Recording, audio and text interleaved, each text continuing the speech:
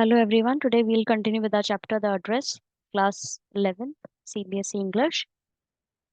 At the corner of the road, I looked up at the nameplate. Marconi Street, it said.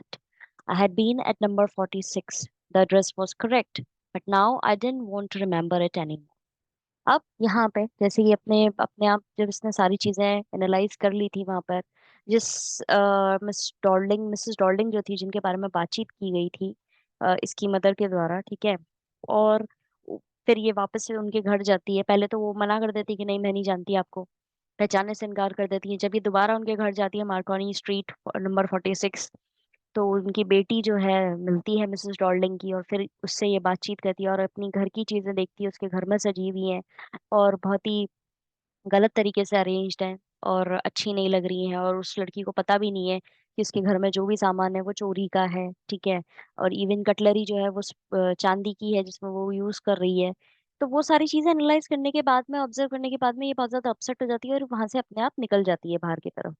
तो जब ये corner पे जाती है रोड के, तो ये नेम प्लेट पे देखती है, तो उस पर लिखा हुआ था मार्कोनी स्ट्रीट, और उस पर नंबर 46 जहां पर ये थी। I had been at number 46, और एड्रेस जो था वो बिल्कुल करेक्ट था। बट अब ये वो कुछ भी याद नहीं रखना चाहती थी। जो भी चीजें वहां पर थी, जो इसकी मदर से जुड़ी हुई थी, और वो उस लेडी ने चोरी करी थी इनके घर से आ करके, वो सारी चीजें जान करके ये बहुत ज्यादा अपसेट हो जाती है। I wouldn't go back there because objects that are linked in your memory with the familiar life of former times instantly lose their value when served from them. You see them again in strange surroundings. अब ये वहां पे दोबारा इसलिए नहीं जाना चाहती थी क्योंकि जो चीजें इसकी पुरानी जिंदगी, मतलब जिसकी पुरानी मेमोरीज थी उस लाइफ की, जो फॉर्मर लाइफ, जो फॉर्मर टाइम्स, यानी कि पहले का जो टाइम हुआ करता था, उन समय की जो यादें थी जिनकी बहुत वैल्यू थी, वो धीरे धीरे एकदम से इंस्टेंटली उसने अपनी सारी वैल्यू खो दी, क्योंकि वो अब कोई और सर्व कर रहा है। और वो सारी चीजें जो है वो बहुत ही अजीब है, वो सराउंडिंग्स ही अजीब है।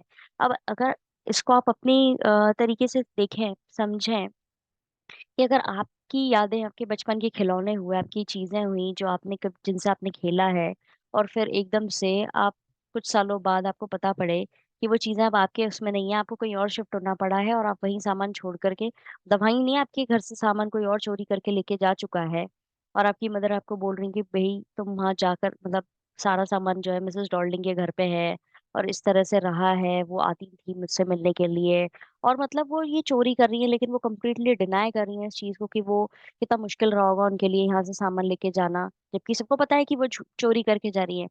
फिर आपको एकदम से याद आती है कि यार पुराने टाइम को जाकर के देखें, वापस से रेमिनाइज करें उन चीजों को, ठीक है, ओल्ड मेमोरीज को रेमिनाइज करें, तो कैसा आपको फील होगा।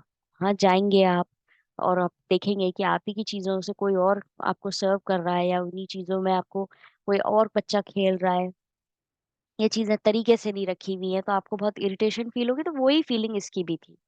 And what should I have done with them in a small rented room where the shreds of blackout paper still hung along the windows and no more than a handful of cutlery fitted in the narrow table drawer. अब ये बोल रही कि अब मैं उन सब चीजों का करती भी क्या, अगर वो मुझे वापस दे भी देती। एक छोटा सा कमरा है जिसमें कुछ चिथड़े से जो है ब्लैक आउट पेपर के वो टंगे हुए हैं विंडोज पर, और थोड़ी सी मुट्ठी भर कटलरी है जो पतली सी टेबल ड्रॉर में है। I resolve to forget the address. मैंने इस एड्रेस को भूलने की पूरी कोशिश करी। Of all the things I had to forget that would be the easiest. और वो सारी चीजें जो मैं भूलना चाहती हूँ वो उन्हें भुलाना आसान भी होगा। So here we completed this chapter, the address, जिसमें हमने पढ़ा जो था मार्गो मिन्को के द्वारा लिखा हुआ, वॉज रिटन बाय मार्गो मिन्को, शॉर्ट स्टोरी थी। और कैसे वो एक डॉटर जो है याद करती है पुरानी चीजों को, जो उसकी मदर की बिलोंगिंग्स रही हैं वो सारी हॉलैंड के अंदर, वो सारी चीजों को। तो ये एक जो स्टार्टिंग आपको दिया हुआ है, ये एक शॉर्ट स्टोरी है, और उसकी मदर को कैसे वो याद कर रही है उन चीजों को, उसके लेकर के है। तो ये फर्स्ट लाइन में ही सम अप हो रहा है इसका, ठीक है। और फिर वो कैसे उन चीजों को बिल्कुल भूल जाती है। ये पूरा ये जो, सपोज आपको बोला जाए कि आपको you have to sum up the whole chapter in few lines, then you can use these lines, ठीक है, the highlighted portion. So that's it for today. We completed this chapter. Have a nice day ahead.